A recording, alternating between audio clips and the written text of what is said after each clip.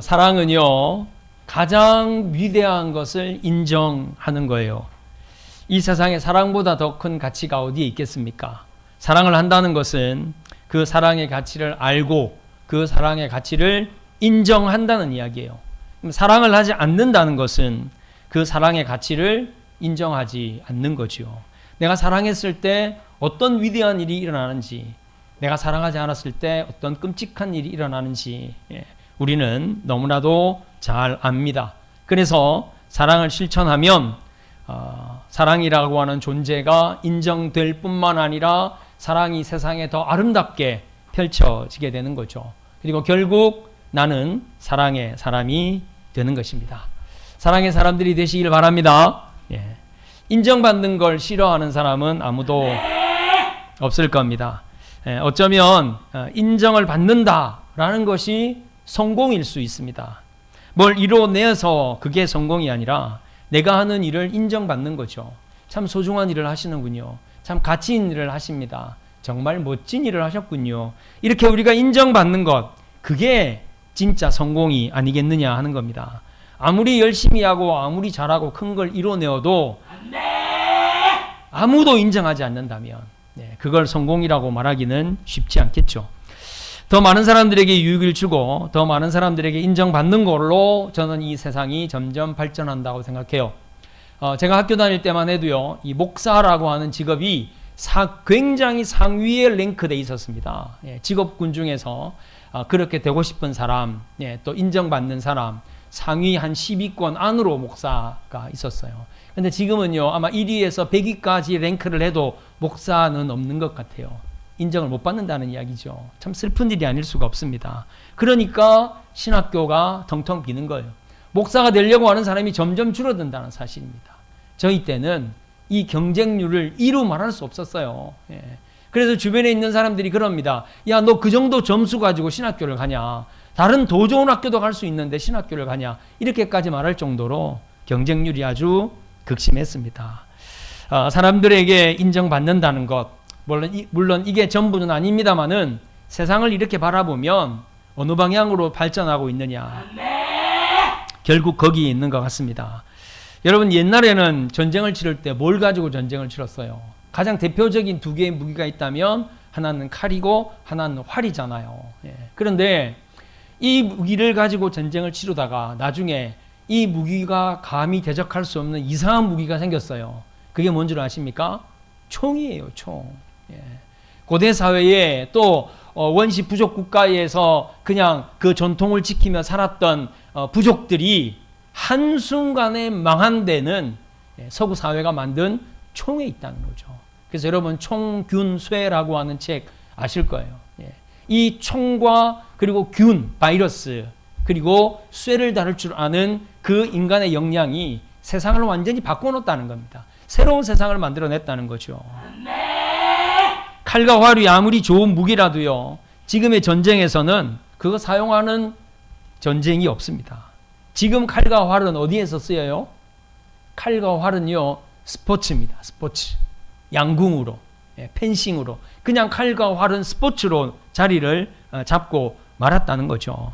더 강력하고 더 영향력 있는 것이 결국 인정을 받게 되고 발전하게 된다는 겁니다. 얼마 전에도 말씀을 드렸는데요. 우리 검암동 그 옆쪽에 이제 또 신도시가 개발이 되고 있지 않습니까? 잘 아시는 것처럼 지금까지 출토된 모든 고대의 그 문물, 유물보다도 훨씬 더 많은 고대의 그 유물들이 나왔어요.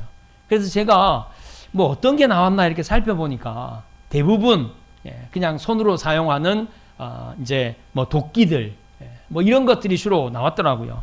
근데 이게 이제 자연적인 돌멩이가 아니라 사람들이 깎아서 만든 거죠. 그걸 주로 사용해서 땅을 일구기도 하고 음식을 만들기도 하고 그렇게 살았다는 겁니다. 이제 저는 이 개발 주체가 우리 인천시가 좀 고민에 빠지지 않았을까 그런 생각이 들어요. 이 지역을 고대 유적지로 활용을 할 거냐, 아니면 많은 아파트를 지어서 신도시로 활용할 거냐. 물론 뭐 이미 정해져 있기 때문에 그 수순으로 갈 거다라는 생각은 있습니다만은, 이런 만약 여기에서 유물이 더 많이 나오고 전 세계에서 발견된 적이 없는 새로운 유물들이 계속 나오고 전 세계의 고고학자들이 관심을 가지고 이것으로 우리나라가 뭐 K-팝 영향만큼이나 큰 영향력을 끼친다. 그러면 정말 고민할 겁니다. 이제 여기서 고대 유적지로 우리가 관광지를 잘 개발하면 오히려 이걸로도 유명해지지 않겠나. 이런 생각을 할 수 있다는 거죠. 멋진 신도시로 인정받기를 원하느냐, 고대인들의 삶의 터전의 유적지로 인정받기를 원하느냐, 고민이 아닐 수가 없을 겁니다. 우리도 마찬가지 아닐까요? 나는 뭘로 인정을 좀 받을까? 누구에게 인정을 받을까? 얼마만큼 인정을 받을까? 사실은 그렇게 우리가 살아간다고 볼 수 있어요. 제가 함께하고 있는 목사님들의 모임 가운데도 보면 어떤 목사님은요, 뭔가 자기가 정말 고생하고 애를 써서 결과물을 하나를 탁 올려놓아요.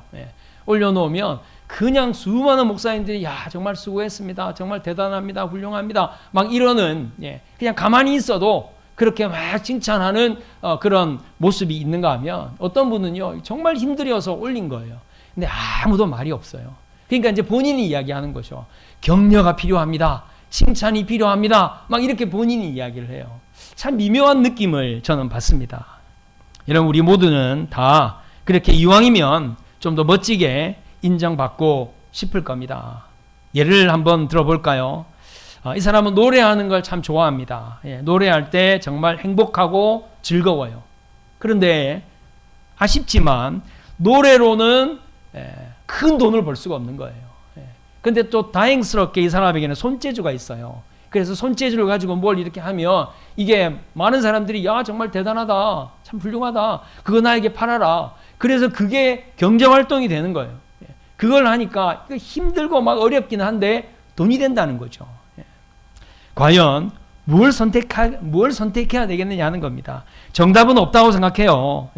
행복이 중요하다는 사람은 그래도 네가 행복하니까 노래해야지 그렇게 말하겠죠.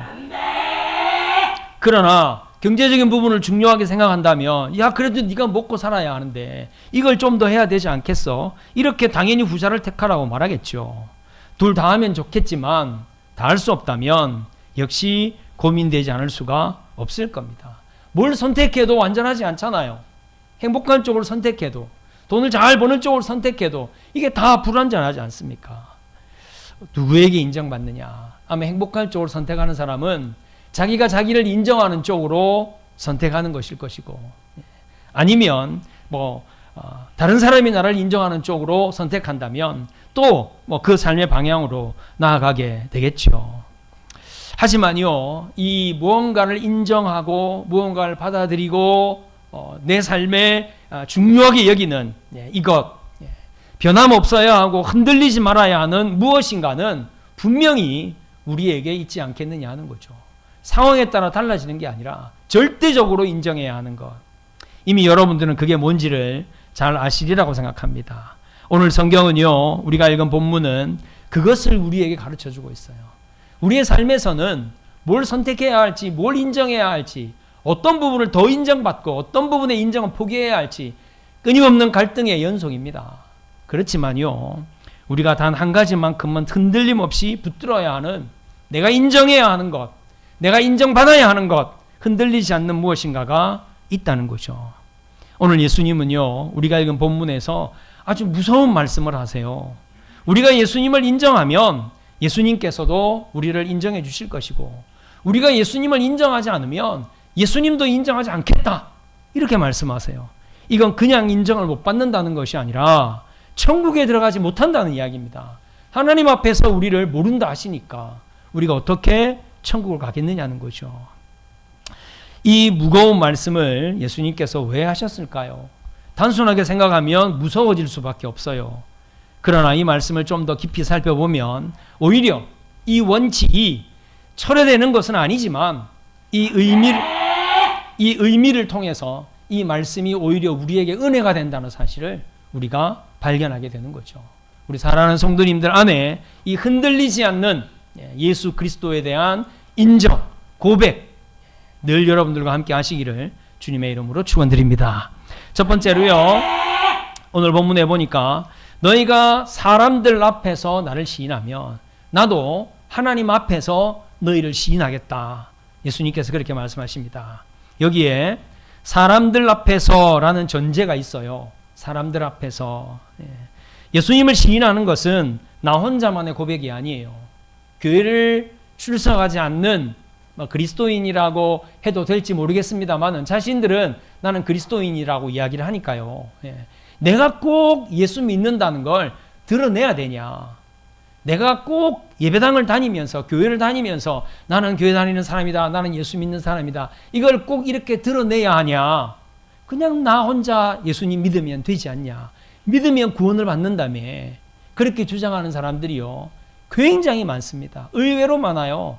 교회라고 하는 공동체를 거부하는 사람들, 또 사람들과 함께 섞여서 신앙생활을 하는 것이 싫은 사람들, 이런 사람들은 나 혼자만 신앙생활을 하면 되지. 나 자신의 고백으로 구원받을 수 있다라고 생각하는 사람들이 많이 있어요. 물론 아닌 건 아니에요. 아닌 건 아닙니다. 그런데요, 분명히 예수님이 말씀하시잖아요. 사람들 앞에서 예수님을 시인해야 된다. 사람들 앞에서 내가 그리스도인이라는 것을 분명하게 고백하고 선포할 수 있어야 한다는 사실입니다. 나의 믿음을 이것은요, 다른 사람들에게 선한 영향력으로 또 영적인 강력한 영향력으로 끼쳐내야 한다는 거죠. 예수님의 지상 명령도 그렇잖아요. 땅 끝까지 가라 그랬어요. 아니 내가 있는 곳에서 편안하게 좀 안전하게 좀 익숙하게 신앙생활을 하면 얼마나 좋습니까? 그런데 끊임없이 땅 끝으로 가라고 말씀하세요. 가르치라고 말씀하십니다. 지키게 하라고 말씀하세요. 이건 그리스도인들의 영향력을 이야기하는 것이고요. 예수님을 시인하는 것에 대한 굉장히 큰 능력을 예수님께서 말씀하시는 거죠. 시인한다는 게 뭐겠습니까? 예수님을 베드로와 같이 당신은 나의 주님입니다. 당신은 나를 구원하신 그리스도시고 당신은 하나님의 아들이십니다. 당신은 하나님입니다. 그렇게 고백하는 거예요. 그렇게 입술로 고백하는 거죠. 그리고 그 복음을 사람들에게 증거하는 겁니다. 사람들에게 당신이 예수님을 믿으면 예수님이 당신의 주인이 되어줄 겁니다. 예수님이 당신을 구원해 줄 것이고요. 예수님이 당신을 영원한 천국으로 인도할 겁니다. 이것을 우리가 증거한다는 것을 의미하는 거예요. 예수님을 시인한다는 것, 이건 증거한다는 것이에요. 또 그렇게 해서 지키게 하는 거죠. 이 시인한다라고 하는 이 용어가 굉장히 중요한데 헬라어로는 호몰로게아라고 하는 단어라고 합니다. 제가 찾아보니까요. 그런데 이 단어는 법률적인 단어예요. 법률적인 단어. 법정에서 당신 이거 시인합니까? 당신이 잘못했다는 거 시인합니까? 시인합니다. 그러면 어떻게 돼요? 그 사람 유죄가 되는 거예요. 당신 이거 잘못한 거 시인합니까? 시인하지 않습니다. 그러면 재판은 원점으로 돌아가는 거예요. 여러분 이만큼 중요한 게 시인이라고 하는 거죠. 동조하고 동의하고 서약하고 그리고 또 이게 왜 법률적인 용어냐면 동일한 말을 변함없이 고백하는 거예요. 동일한 말을. 그러니까 취조를 당하거나 법정에 가보면 똑같은 질문을요 최소한 10번 이상 합니다.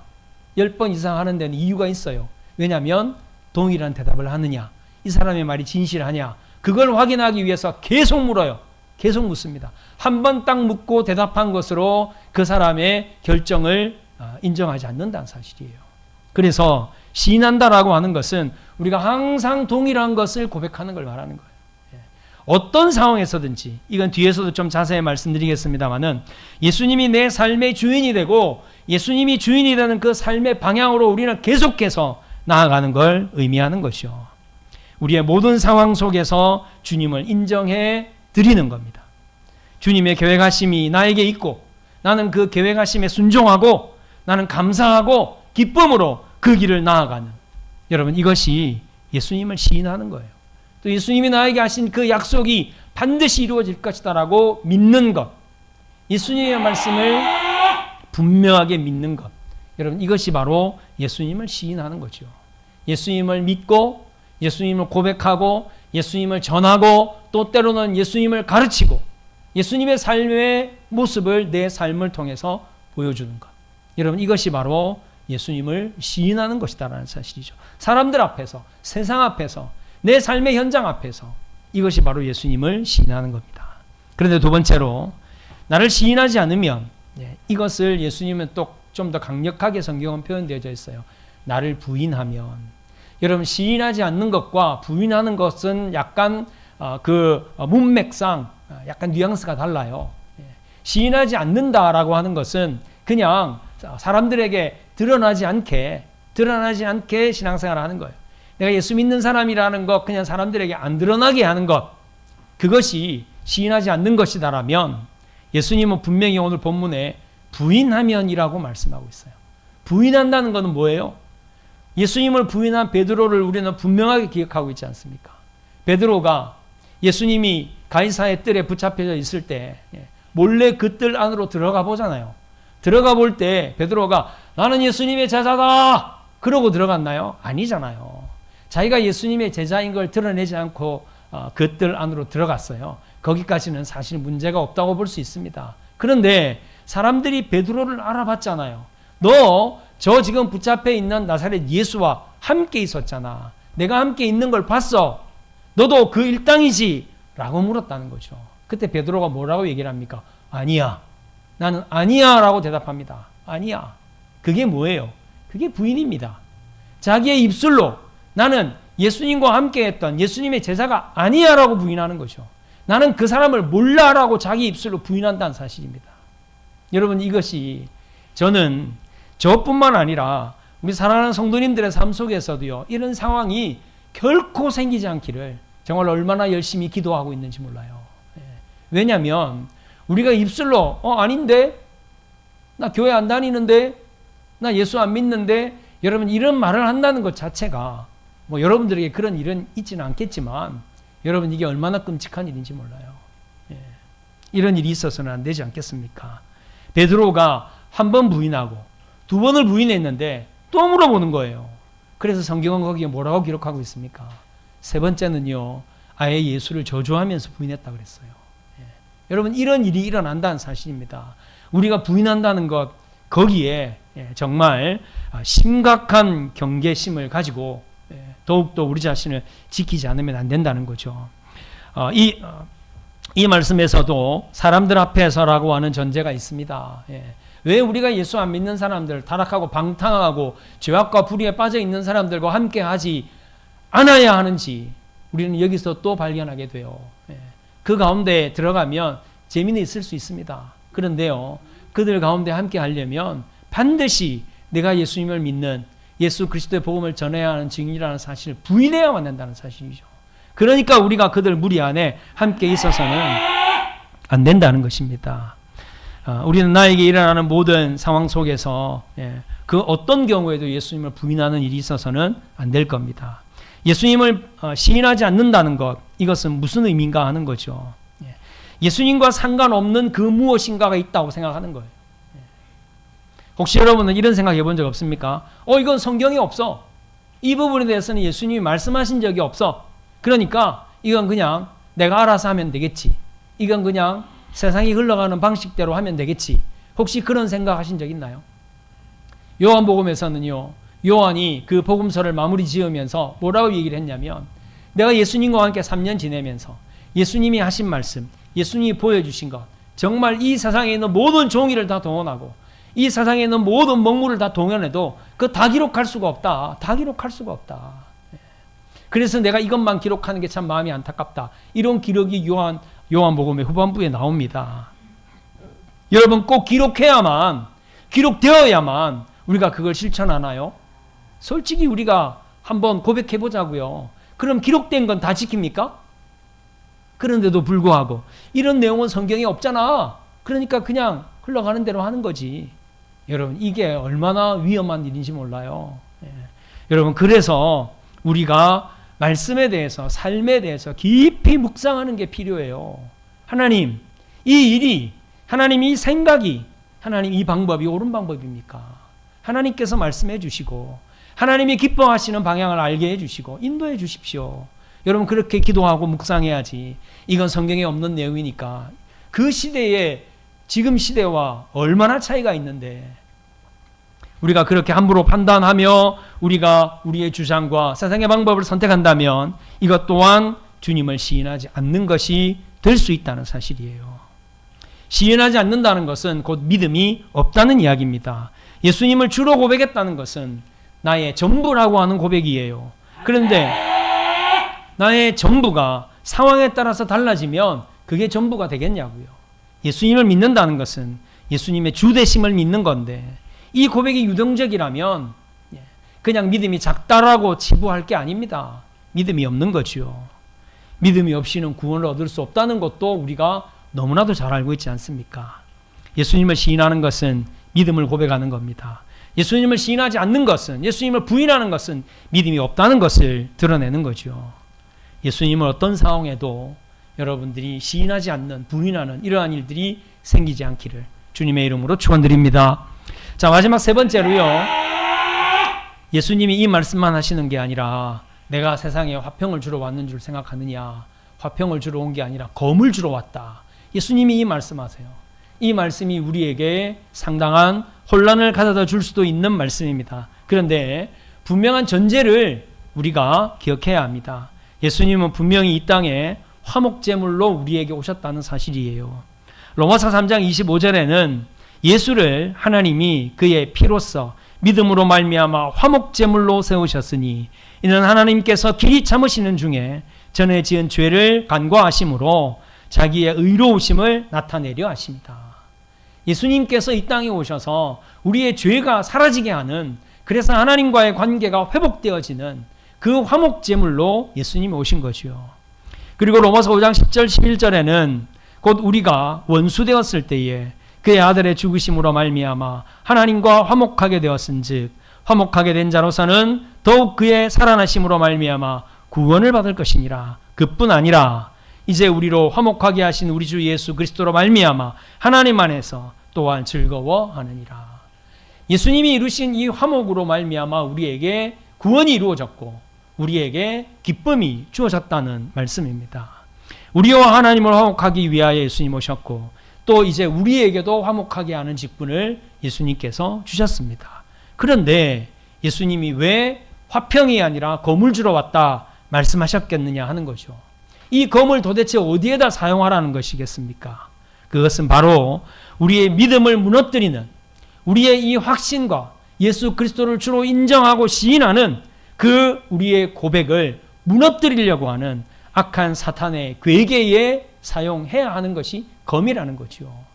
지금 전쟁을 치르러 나갈 때 검을 들고 나가면, 여러분 아주 오래된 영화입니다만은 이 인디애나 존스라고 하는 영화에 보면 인디애나 존스가 적을 만나요. 적을 만나는데 이 적이 인디애나 존스 앞에서 칼을 빼들고 현란하게 칼을 휘두릅니다. 그때 어떻게 그 적을 물리치나요? 인디애나 존스가 총을 뽑아서 땅 쏴서 끝내버려요.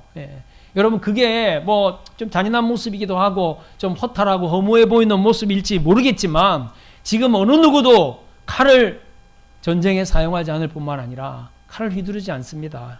사람들에게. 왜냐하면 그보다 더 무서운 무기가 있기 때문이에요.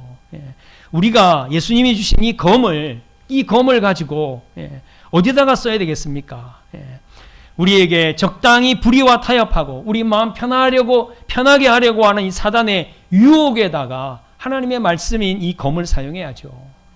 분명히 검은 하나님의 말씀입니다. 우리의 언변이거나 우리의 논리이거나 우리의 자랑이거나 우리의 권세가 아니라 이건 하나님의 말씀이다라고 하는 사실이죠.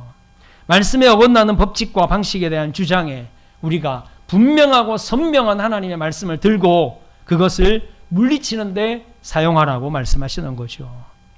세상을 좀 적당히 좋게 살 수도 있습니다. 적당히 타협하면. 그리고 거기에 항상 포함되는 게 있어요. 적당히 모른 채 하면. 적당히 모른 채 하면. 도대체 그 안에 뭘 모른 채 하라는 겁니까? 하나님이 이거 기뻐하지 않는데, 하나님 원하지 않는 것인데 적당히 모른 채 하면 편하게 살 수 있다는 거죠.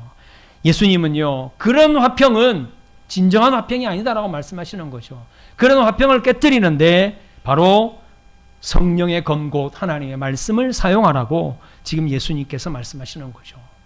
여러분 살리는 검이 있고요. 지키는 검이 있고요. 죽이고 망하게 하는 검이 있습니다. 예수님께서 똑같이 이 두 개의 검을 언급하셨어요. 베드로가 예수님을 붙잡으러 온 그 바리새인들의 종들, 그들 가운데 그 말고의 길을 그 칼로 잘라버리지 않았습니까? 예수님께서 말씀하셨어요. 그 검은 나를 지키는 검이 아니다. 검으로 응하는 자는 검으로 망한다.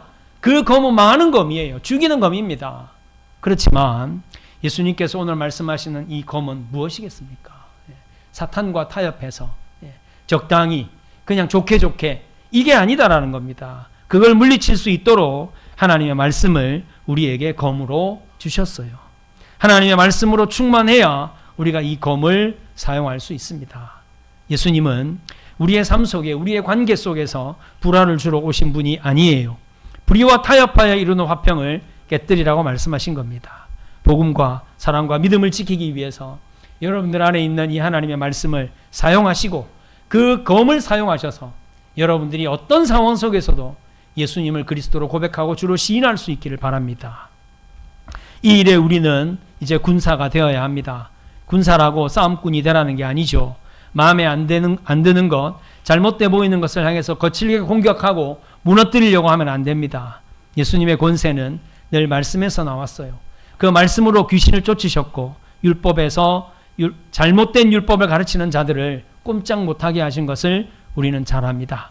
우리가 예수님을 시인하는 것도 우리가 가진 입술을 통해서 말을 통해서 할 수 있어야 합니다. 말의 권세를 가지고 시인하고 인정하면 반드시 그 영향력이 나타날 것입니다. 내 말이 진실하고 분명하다면 그것은 나의 능력이 될 것이고 순간순간 예수님은 우리가 예수님을 시인하고 인정하는 그 순간마다 이렇게 말씀하실 거예요. 네가 나를 이 현장에서 시인하였으니 나도 천국에서 아버지 앞에서 너를 시인할 것이다. 이 약속의 말씀을 삶의 기준으로 삼으시기를 바랍니다. 예수님, 지금 내가 겸손으로 주님을 시인합니다. 내가 바쁘고 힘들지만 헌신으로 내가 주님을 시인합니다. 정말 화가 나고 속상하지만 용서함으로 예수님을 시인합니다. 아무도 몰라주지만 정직하게 행하여 주님을 시인합니다. 누가 듣는지 모르겠지만 복음을 전해 주님을 시인합니다. 내가 드린 이 작은 헌금이 얼마나 큰 보탬이 될지 알 수 없지만 이것이 하나님의 나라를 확장하고 복음 전해지는 데 쓰임받을 줄로 믿기 때문에 예수님의 그 역사하심을 시인하여 이 예물을 드립니다. 여러분, 이것이 우리가 예수님을 시인하는 겁니다. 이제 이 고백을 여러분들의 모든 삶의 영역에서 여러분들의 입술을 통해서 삶을 통해서 여러분들의 열심과 열정을 통해서 나타내시고 하나님 앞에 섰을 때에 주님께서 여러분들을 인정하시는 그 인정하심으로 그것이 여러분들의 상급이 되시고 그것이 여러분들의 영원한 생명의 복이 되시기를 주님의 이름으로 축원드립니다.